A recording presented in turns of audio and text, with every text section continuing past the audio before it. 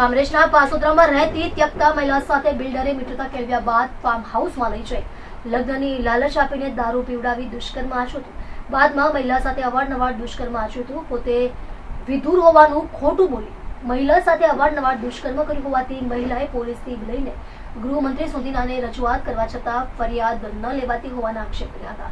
પાસોદરામાં રહેતી મહિલાએ પોતાની અરજીમાં કહ્યું કે તેણીના પતિ સાથે છૂટાછેડા થયા બાદ દીકરીએ પોતાના ભરણ પોષણ માટે પાન માવાની દુકાન ચલાવતી હતી। જોકે ત્યાં બજુ કાતરોડિયા નામના યુવક અવારનવાર ગ્રાહક તરીકે આવતો હતો। તેણે પરિચય કેળવ્યા બાદ કટલેરીની દુકાન કરી આપવા કહ્યું હતું, પરંતુ ત્યક્તાએ ના પાડી હતી।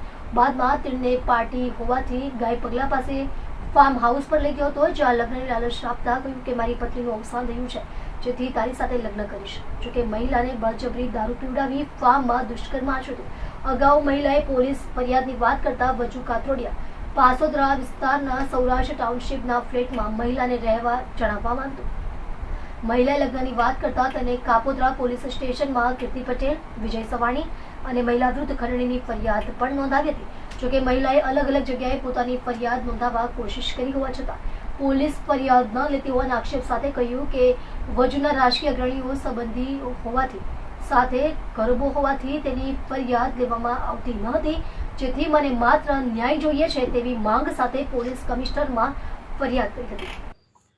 વજુ કાતરોડિયા નામનો એક માણસ છે જે બિલ્ડર તરીકે ઓળખાય છે, એને મને લગ્નની લાલચ આપી હતી કે હું તારી સાથે લગ્ન કરીશ। મારા ડિવોર્સ થઈ ગયેલા છે, હું 10 વર્ષથી હું ને મારી દીકરી બે સુરતમાં રહીએ છીએ। એને મને લગ્નની લાલચ આપી અને મને એવું કીધું કે મારે 2 દીકરા છે અને મારી વાઈફ મરી ગઈ છે, મારી વાઈફ છે નહીં। તમે અત્યાર સુધી તમારું ગુજરાન ચલાવવા માટે શું કરતા હતા? પાનનો ગલ્લો ચલાવતી હતી અને ત્યાં જ અમારા બંનેની મુલાકાત થઈ હતી। કેટલા વર્ષે સુધી તમારો સંબંધ ચાલ્યો? છેલ્લા 7 થી 8 મહિના અમારો સંબંધ ચાલ્યો અને મારા ગલ્લા ઉપર જ અમારા બંનેની મુલાકાત થઈ હતી। હું પાનનો ગલ્લો ચલાવું છું મારું ઘર ચલાવવા માટે। કઈ જગ્યા પર ફરિયાદ કરી અરજી કરી તમે અને શું અત્યારે પરિસ્થિતિ કેવા?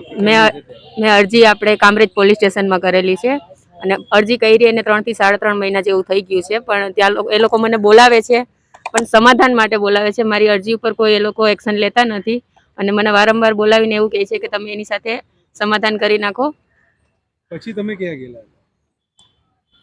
આપણે રજૂઆત માટે ક્યાં ગયેલા હતા?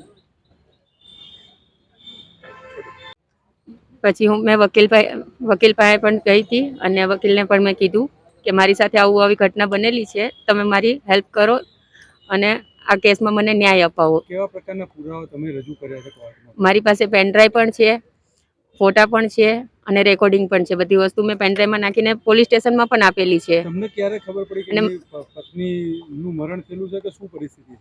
એ મને એમના મિત્ર હસ્તક ખબર પડી કે એમની પત્ની નથી જીવતી। ત્યારે મેં એમને 2-3 વાર પૂછ્યું પણ કે શું આ વાત સાચી છે, તો એને મને એવું કીધું કે ના, આ વાત ખોટી છે, મારી પત્ની ખરેખર મરી જ ગઈ છે, હું તારી સાથે લગ્ન કરીશ જ, એવી જ મને ઠેઠ હતી એને એ જ કીધું। તમને શા માટે ના પાડી એમને લગ્ન કરવાની? ક્યારે ના પાડી? એમને જ્યારે મતલબ એના ઘરમાં ખબર પડવા માંડી કે મારે બહાર લફરું આરે છે ને એવું બધું, એને જ્યારે ઘરે ખબર પડવા માંડી એટલે મને મળવાનું અને ફોન કરવાનું બધું ધીરે ધીરે એને ઓછું કરી નાખ્યું। કેટલા વર્ષ તમારો સંબંધ ચાલ્યો બંને વચ્ચે? 7 થી 8 મહિના।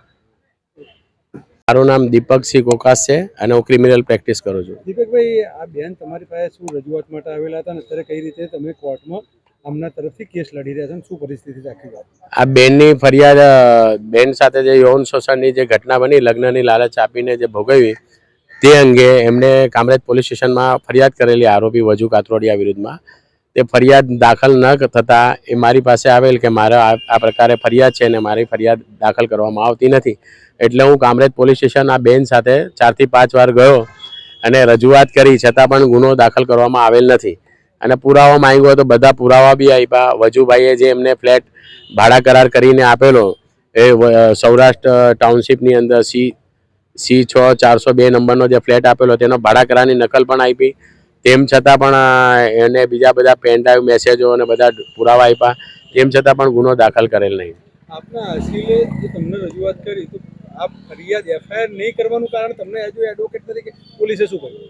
પોલીસે ગોળ ગોળ વાતો કરી, સમાધાનની વાતો કરી કે તમે સામાવાળા સાથે સમાધાન કરી લો અને તમને શું જોઈએ અમને કહો, અમે વાત કરીએ, એવી વાતો કરી અને પાછળથી અમને જાણવા મળ્યું કે આ વજુભાઈ કાતરોડિયા જે છે તે ગોરધનભાઈ ઝડપિયાના શાળા થાય છે અને એક સમયે ગૃહમંત્રી રહી ચૂકેલા હતા મોદી સરકારમાં, એટલે પોલિટિકલ બેકગ્રાઉન્ડ પણ એમનું મજબૂત છે અને પોતે બિલ્ડર પણ છે આરોપી. છેલ્લો પ્રશ્ન એ કે તમે હવે કોર્ટમાં જે પુરાવા ને બધું રજૂ કરશો તો આગળ મેં કઈ રીતનું? હવે અમે આ મીડિયા થકી જો સંદેશ પહોંચાડીએ છીએ કે જે મોટી મોટી વાતો કરવામાં આવે, બેટી બચાવો અને બેટી પઢાઓની વાતો કરવામાં આવે, તો કોઈ બેટી સુરક્ષિત નથી. જો બેટીને આટલા ધક્કા ખાવા પડતા હોય ન્યાય માટે, એ બહુ કમનસીબીની વાત છે. અને આ ફરિયાદ હજી બી દાખલ ના થાય તો અમે નામદાર કોર્ટમાં ખાનગી રાયે ફરિયાદ કરીને ન્યાય મેળવવા પ્રયત્ન કરશું.